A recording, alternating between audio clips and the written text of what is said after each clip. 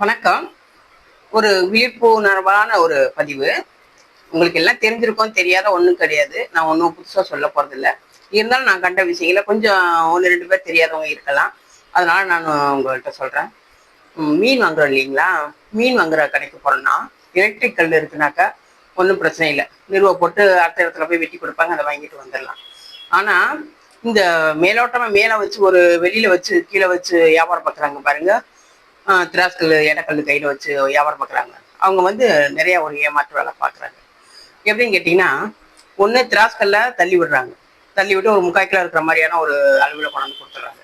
அப்படி இல்லை சரியான நிறுவனம் இருக்கிறாங்கன்னா, ஒரு மீனை வந்து 1, 2 மீன் அறுக்கும் போதே எடுத்து உள்ள வச்சுக்கிறாங்க.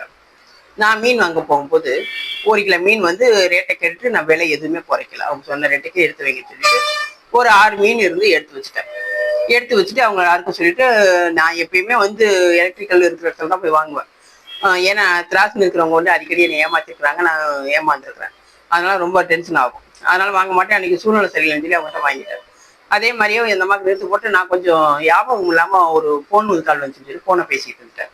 நிறுத்து முடிச்சுட்டு அதை பேசிட்டேவும் காசை கையில கொடுத்துட்டு மீனை வாங்கிட்டு வீட்டுக்கு வந்துட்டேன். வீட்டுக்கு வந்து பார்த்தா கரெக்டா 6 மீன் இருந்த இடத்துல 5 மீன் தான் இருந்துச்சு. ஒரு மீன்ல வந்து அவங்க பெரிய ஆளாக போறதில்ல, நாம பெரிய ஆளாக போறதில்ல. ஆனா வந்து வியாபாரத்துல திருட்டுத்தனம் இருக்கக்கூடாது, சரிங்களா? வியாபாரத்துல திருட்டுத்தனம் இருக்கவே கூடாது.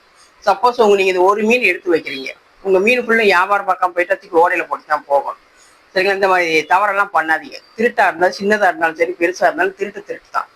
உள்ளதை உள்ளபடி சொல்லிட்டு 10 ரூபா வேணும்னா கூட சேர்த்து கூட வாங்கிட்டு போயிருங்க. ஆனா இந்த மாதிரி வேலையெல்லாம் பண்ணாதீங்க. அது ரொம்ப சங்கடத்தை உருவாக்குது.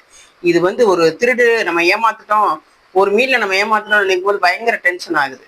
அதனால மீன் வாங்குறவங்க யாரா இருந்தாலும் சரி, கொடுக்கும்போது எத்தனை மீன் கொடுத்துருக்காங்கன்னு பாருங்க, வாங்கும்போது எத்தனை மீன் வாங்குறீங்கன்றதை கவனமா பாருங்க. ஓகேங்களா? நன்றி, வணக்கம்.